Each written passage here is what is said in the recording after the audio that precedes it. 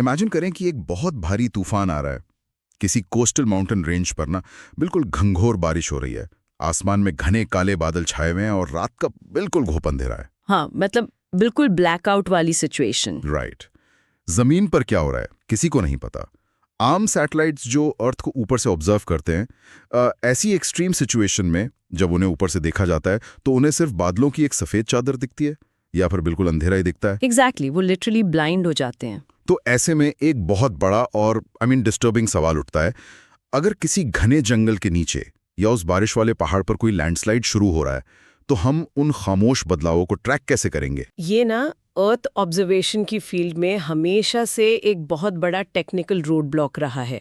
मतलब अब तक हम लगभग पूरी तरह से रोशनी और साफ मौसम पर ही निर्भर रहे हैं। हमारी आंखें एक तरह से बंद रहती थी बादलों के आगे। बिल्कुल। और यहीं पर हमारी आज की इस डीप डाइव का मेन फोकस आता है, जिसे हम निसार कहते हैं। निसार का फुल फॉर्म है NASA ISRO synthetic aperture radar. NASA और इसरो, राइट? हाँ, ये कोई आम ऑब्जर्वेशन सैटेलाइट नहीं है। ये नासा और इंडियन स्पेस रिसर्च ऑर्गेनाइजेशन के बीच एक हिस्टोरिक कोलैबोरेशन है। और इसकी सबसे बड़ी खासियत ये है कि ये दुनिया का पहला ऐसा सैटेलाइट मिशन है जो एक सिंगल प्लेटफॉर्म से ड्यूअल फ्रीक्वेंसी रेडार का इस्तेमाल करेगा। Dual frequency radar? हाँ। ओके। हाँ, इसमें स्पेसिफिकली एल बैंड और एस बैंड रेडार शामिल हैं। इन दोनों बैंड्स को एक साथ यूज करने का मतलब है कि अब किसी भी सैटेलाइट को जमीन देखने के लिए ना तो सूरज की रोशनी की जरूरत होगी और ना ही क्लियर आसमान की। Okay, let's unpack this slowly, क्योंकि जब भी स्पेस और अर्थ ऑब्जर्वेशन की बात आती है ना तो यूजुअली हमारे दिमाग में हाइसिस यानी हाइपर स्पेक्ट्रल इमेजिंग सैटेलाइट जैसी स्पेक्ट्रल इमेजरी आती हैं। Spectral imaging, right? हमने देखा है कि कैसे सैटेलाइट्स अलग अलग कलर्स या लाइट स्पेक्ट्रम्स को रिकॉर्ड करते हैं ताकि जमीन का एक डिटेल्ड मैप बन सके। लेकिन आप कह रही हैं कि निसार उस लाइट पे डिपेंड ही नहीं करता? बिल्कुल नहीं। देखिए, हाइसिस जैसे सैटेलाइट स्पेक्ट्रल इमेजिंग के लिए अपनी जगह कमाल के हैं। वो अर्थ की सतह का डिटेल्ड केमिकल और फिजिकल मेकअप समझने में बहुत मदद करते हैं।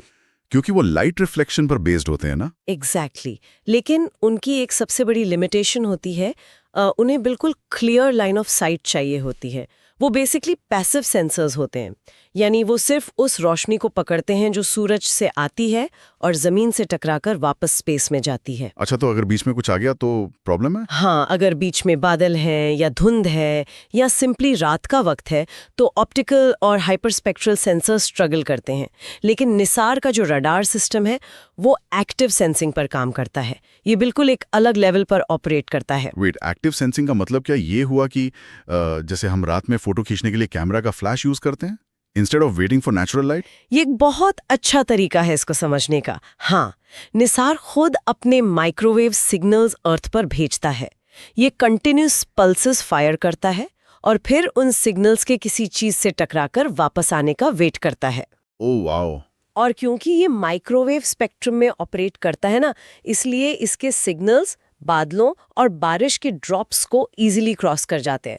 इसीलिए वेदर कैसा भी हो, आसमान में घने बादल हो या बिल्कुल पिच ब्लैक रात हो, NISR अपना काम लगातार करता रहता है। यानी उसके लिए दिनों रात में कोई फर्क ही नहीं है? बिल्कुल नहीं, वो 24/7 देख सकता है। ये तो ऐसा लग रहा है जैसे स्पेस में एक जायंट इको लोकेशन सिस्टम लगा दिया हो।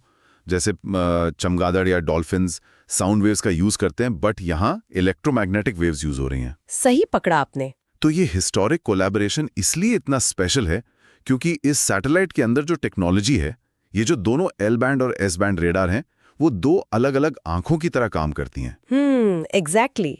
और ये आंखें सिर्फ सतह को नहीं देख रही, ये सरफेस और उसके अंदर के स्ट्रक्चर्स को डीपली महसूस कर रही हैं। तो एक नॉर्मल लर्नर के लिए ये दोनों बैंड्स आखिर फिजिकल लेवल पर अलग कैसे हैं?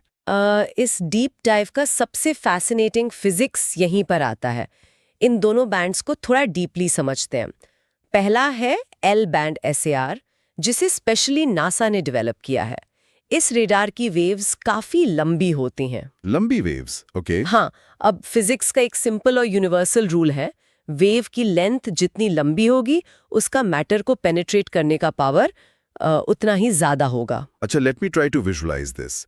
अगर एल बैंड की वेव्स लंबी हैं तो क्या मैं इसको ऐसे सोच सकता हूँ कि अगर मैं एक जंगल में बहुत सारी छोटी छोटी टेनिस बॉल्स फेंकता हूँ तो वो पत्तों और शाखों से टकराकर वापस आ जाएंगी? बिल्कुल। लेकिन अगर मैं एक बहुत बड़ा और भारी बोल्डर यानी पत्थर रोल करता हूं तो वो उन छोटे पत्तों और झाड़ियों को इग्नोर करेगा और सीधे जमीन से जाकर टकराएगा। क्या एल बैंड वेव्स उस बोल्डर की तरह काम करती हैं? ये एनालॉजी बिल्कुल पॉइंट पर है। एल बैंड की लंबी वेव्स उन छोटे ऑब्स्टिकल्स को, जैसे कि पेड़ों के घने पत्तों या फॉरेस्ट कैनोपी को, इफेक्टिवली बाईपास कर देती हैं। ओह, मतलब वो पत्तों के आर पार निकल जाती हैं। हाँ, वो बादलों और पत्तों को छेद कर सीधे जमीन के हार्ड सरफेस तक पहुंच सकती हैं। यहाँ तक कि ये बर्फ और सॉइल के अंदर भी डीपली पेनिट्रेट कर सकती हैं। वाह। इसीलिए जब साइंटिस्ट को जंगल के अंदर का बायोमास स्टडी करना होता है या जमीन के खुद खिसकने को, जिसे ग्राउंड डिफॉर्मेशन कहते हैं, उसे ट्रैक करना होता है, तो एल बैंड उनके लिए सबसे क्रूशियल टूल बन जाता है। राइट। क्योंकि अगर किसी को घने अमेज़न जंगल के एक्चुअल जमीन का टोपोग्राफी मैप बनाना है तो बीच में आने वाले करोड़ों पत्ते एक ह्यूज नॉइज क्रिएट करेंगे। एल बैंड उस नॉइज को फिल्टर आउट कर देता है। एग्जैक्टली, क्योंकि उसकी वेवलेंथ पत्तों के साइज से बड़ी होती है। तो फिर एस बैंड का क्या रोल है? अगर एल बैंड इतना पावरफुल है और डीप जा सकता है तो हमें दूसरे बैंड की जरूरत ही क्यों पड़ रही है? यहीं पर ISRO का एस बैंड सार पिक्चर में आता है। एस बैंड की वेव्स एल बैंड के कंपैरिजन में रिलेटिवली छोटी होती हैं।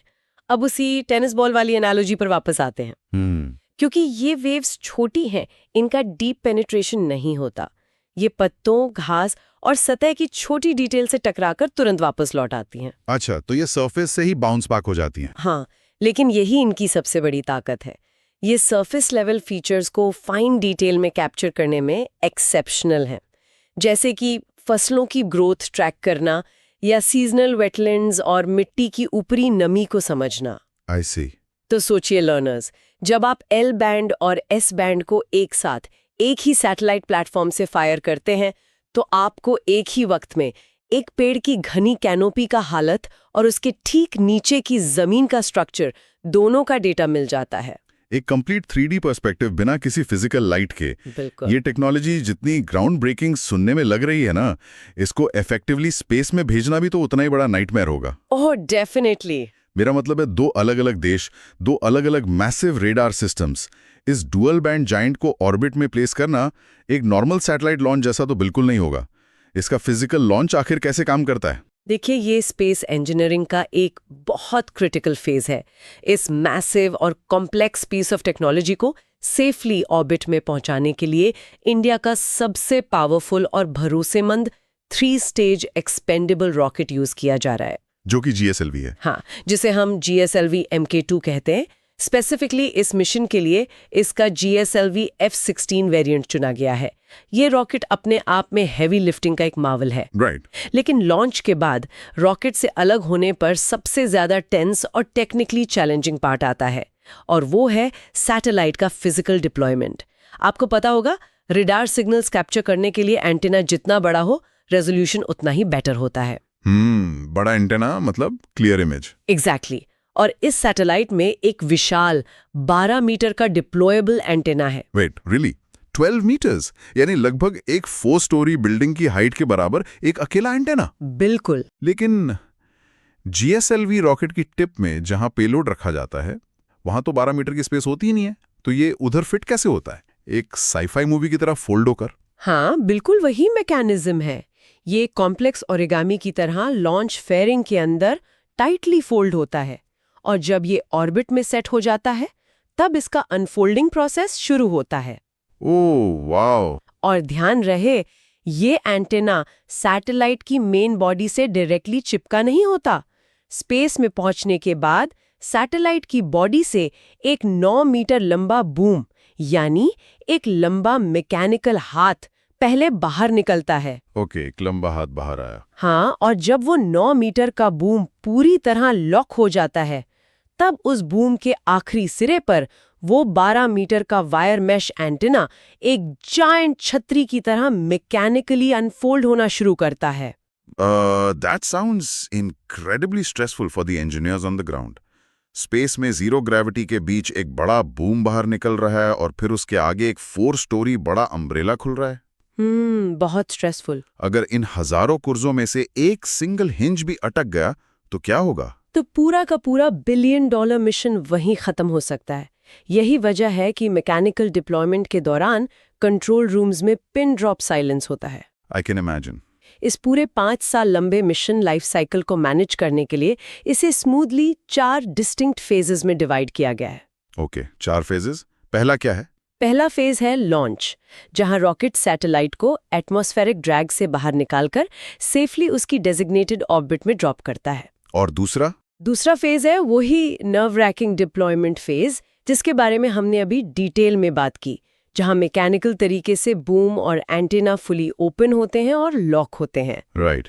और एक बार छतरी खुल गई तो मैं अज्यूम कर रहा हूं कि तीसरा फेज तुरंत डेटा भेजना शुरू कर देता है। यही पर ना एक कॉमन मिसकंसेप्शन होता है। तीसरा फेज है कमिश्निंग, और इसमें तुरंत डेटा पब्लिक या प्योर साइंटिफिक यूज के लिए नहीं आता। अच्छा, तो क्या होता है इस फेज में? कमिश्निंग फेज शुरुआती 90 दिनों का होता है। ये 3 महीने ग्राउंड टीम के लिए लगातार टेस्टिंग का वक्त होता है। वो सभी ऑनबोर्ड सिस्टम्स, एस बैंड और एल बैंड सेंसर्स और रेडार इंस्ट्रूमेंट्स की एक्सटेंसिव कैलिब्रेशन करते हैं। फाइन ट्यूनिंग कर रहे होते हैं। बिल्कुल, उन्हें इंश्योर करना होता है कि वो 12 मीटर का एंटेना एग्जैक्टली राइट एंगल पर पॉइंट कर रहा है। अगर 1 डिग्री का फ्रैक्शन भी ऑफ हुआ ना, तो अर्थ पर मिलीमीटर लेवल प्रिसिशन की सारी उम्मीद बेकार हो जाएगी। वाओ, प्रिसिजन इज की हियर। हाँ, और जब ये 90 डेज का एग्जॉस्टिव टेस्टिंग सक्सेसफुली पास हो जाता है, तब शुरू होता है चौथा और सबसे लंबा फेज, जिसे कहते हैं साइंस ऑपरेशंस। साइंस ऑपरेशंस यानी एक्चुअल डेटा जिसके लिए ये पूरी मेहनत की गई थी। और मैंने उनके आउटलाइन में देखा था कि इसकी स्पीड और अर्थ को कवर करने की फ्रीक्वेंसी माइंड ब्लोइंग है। ओह, एब्सोल्युटली। ये बताया गया है कि ये सैटेलाइट हर 12 दिन में पूरी अर्थ का एक ग्लोबल स्नैपशॉट ले लेता है। मतलब हर 12 दिन में एक नया अपडेट। एग्जैक्टली। हर 12 दिन में एक कंप्लीट ग्लोबल स्वीप। इस तेजी और रेगुलरिटी की वजह से इस सैटेलाइट मिशन को अर्थ का पल्स मॉनिटर भी कहा जा रहा है। Pulse monitor. हाँ, ये प्लैनेट की धड़कन को कॉन्टिन्यूसली रिकॉर्ड करेगा। ओके, तो थोड़ा पॉज लेते हैं और इसको बिगर पिक्चर में देखते हैं। अब हमें पता है कि ये सैटेलाइट हर 12 दिन में पूरे प्लैनेट का स्कैन कर रहा है। इसकी रेडार वेव्स डेंस बादलों, पत्तों और थिक आइस को आराम से भेज सकती है।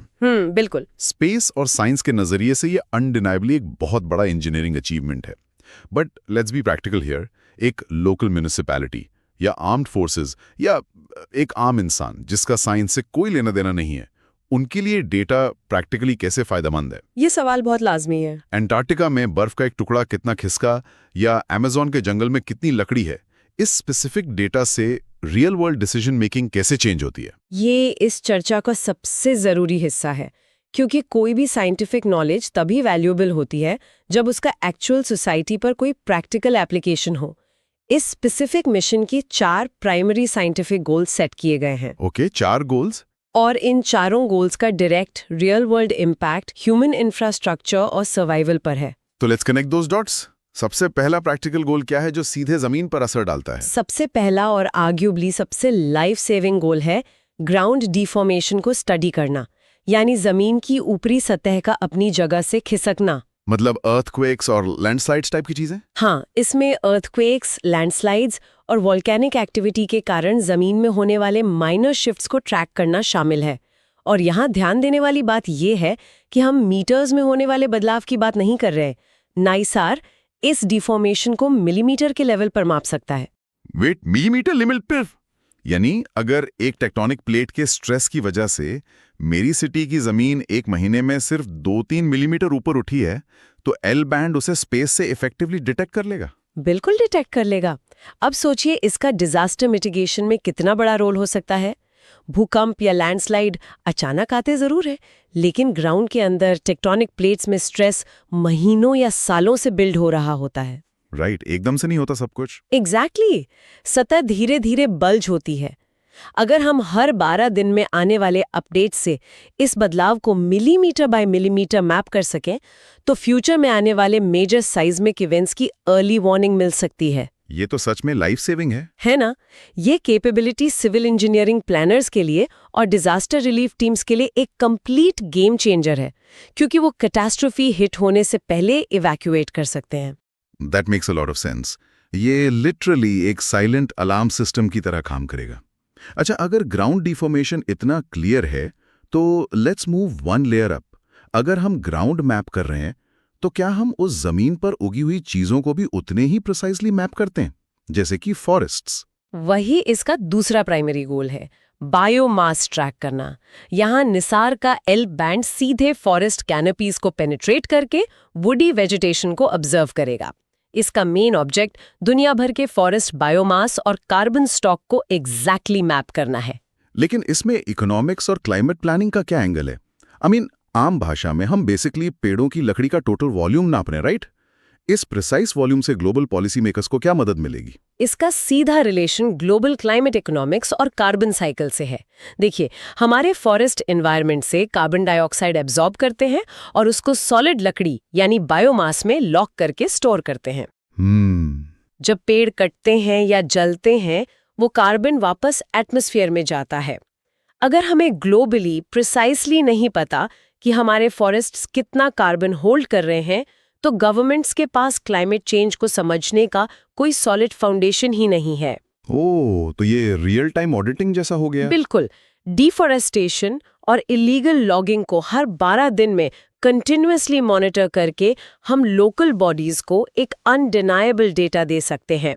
उन्हें पता चलेगा कि कहाँ पेड़ कटने के वजह से लोकल इकोसिस्टम डेंजरसली डिसबैलेंस हो रहा है। That's a fascinating insight.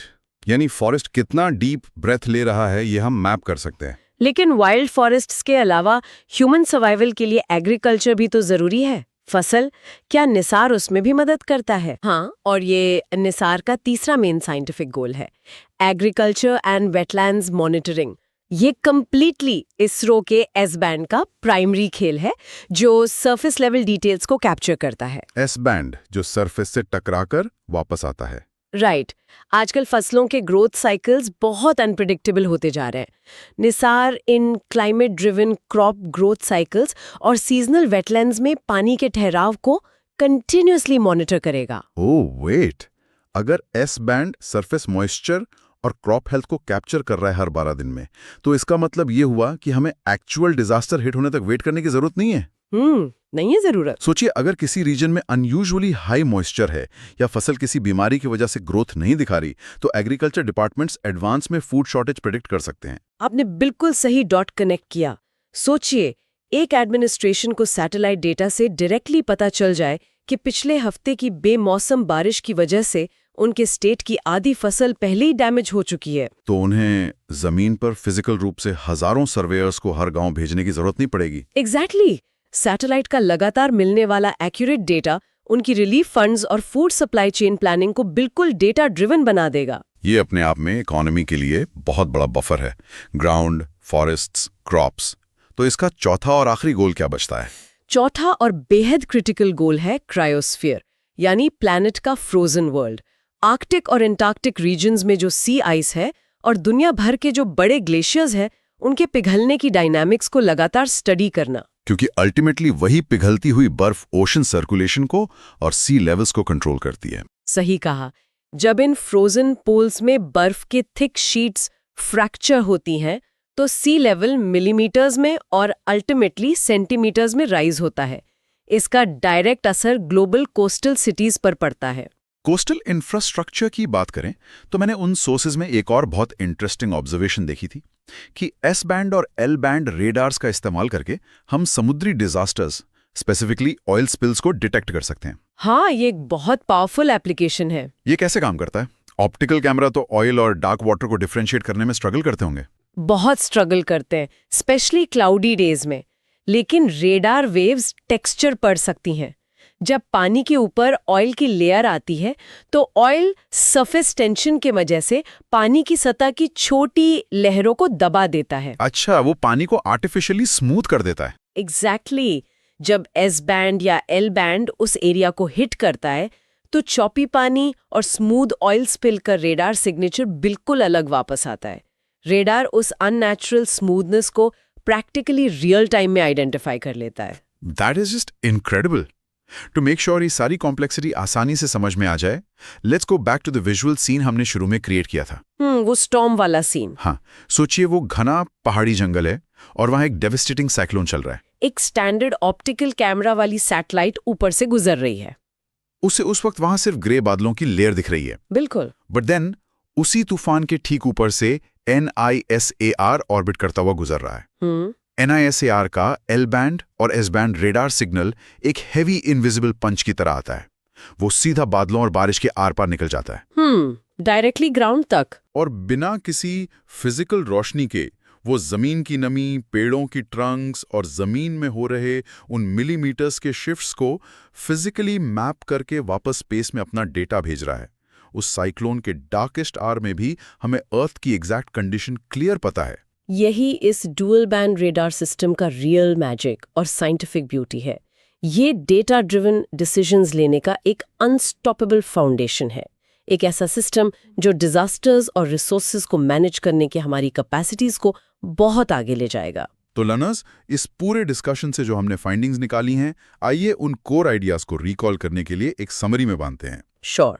सबसे पहले हमने देखा कि नाइसार बेसिकली एक हिस्टोरिक नासा इसरो मिशन है जो L बैंड और S band dual frequency radar का यूज करके रोशनी और वेदर आधारित रुकावटों को हमेशा के लिए खत्म कर रहा है। राइट। दूसरा पॉइंट ये रहा कि इस मैसिव इंजीनियरिंग मार्वल को GSLV Mk3 रॉकेट द्वारा स्पेस में लॉन्च किया जाता है और इसका सबसे टेंस फेज इसका मैकेनिकल डिप्लॉयमेंट है, जहां एक विशाल 12 मीटर का wire mesh antenna zero gravity में अनफोल्ड होता है।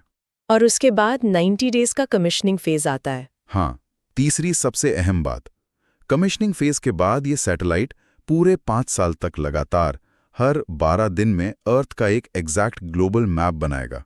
ये एक पल्स मॉनिटर की तरह काम करेगा। और चौथा और सबसे ज्यादा प्रैक्टिकल पॉइंट ये कि इस कंटिन्यूअस ट्रैकिंग के 4 मेन फोकस हैं। मिलीमीटर लेवल पर ग्राउंड डिफॉर्मेशन को ट्रैक करना, फॉरेस्ट के बायोमास से कार्बन मॉनिटर करना, एग्रीकल्चरल क्रॉप्स और वेटलैंड्स की हेल्थ देखना और क्रायोस्फीयर यानी पिघलती बर्फ पर नजर रखना, ताकि सोसाइटी अपने रिसोर्सेज एक्यूरेटली मैनेज कर सके। यह समरी बिल्कुल क्लियर और टू द पॉइंट है। इन सभी फैक्ट्स को कनेक्ट करने के बाद इस डीप डाइव के अंत में मैं सोचने के लिए एक नया और थोड़ा प्रोवोक करने वाला पर्सपेक्टिव छोड़कर जाना चाहती हूँ। जरूर। लर्नर्स, जरा गहराई से इस फ्यूचर सिनेरियो को इमेजिन कीजिए, क्योंकि निसार बादलों और घने जंगलों के आर पार क्लियर देख सकता है और हर 12 दिन में अर्थ को लगातार मॉनिटर करता है। तो कल को अगर किसी रिमोट और लगातार बारिश से घिरे पहाड़ी इलाके में कोई सडन नेचुरल इवेंट जैसे एक बड़ा लैंडस्लाइड होता है, तो ये कंप्लीटली एडवांस टेक्नोलॉजी हमारी आर्म्ड फोर्सेस या डिजास्टर रिलीफ टीम्स के रिस्पॉन्ड करने के तरीके को प्रैक्टिकली कैसे बदल कर रख देगी, जब उनके पास ब्लाइंडली बढ़ने की बजाय उन अनसीन खतरों का एग्जैक्ट मिलीमीटर प्रिसाइज मैप होगा। जब नेचर का वो हिस्सा जो पहले इनविजिबल था वो फुल्ली विजिबल हो जाएगा, तो ग्राउंड जीरो पर इंसानी सर्वाइवल के चांसेस कैसे एक्सपोनेंशियली बढ़ जाएंगे। ये अपने आप में एक बेहद फैसिनेटिंग और उम्मीद जगाने वाला सवाल है, जिसे आगे एक्सप्लोर करना बहुत मजेदार होगा। आज की इस डीप डाइव में इन कॉम्प्लेक्स कॉन्सेप्ट्स को समझने के लिए हमारे साथ जुड़े रहने का शुक्रिया। Keep exploring.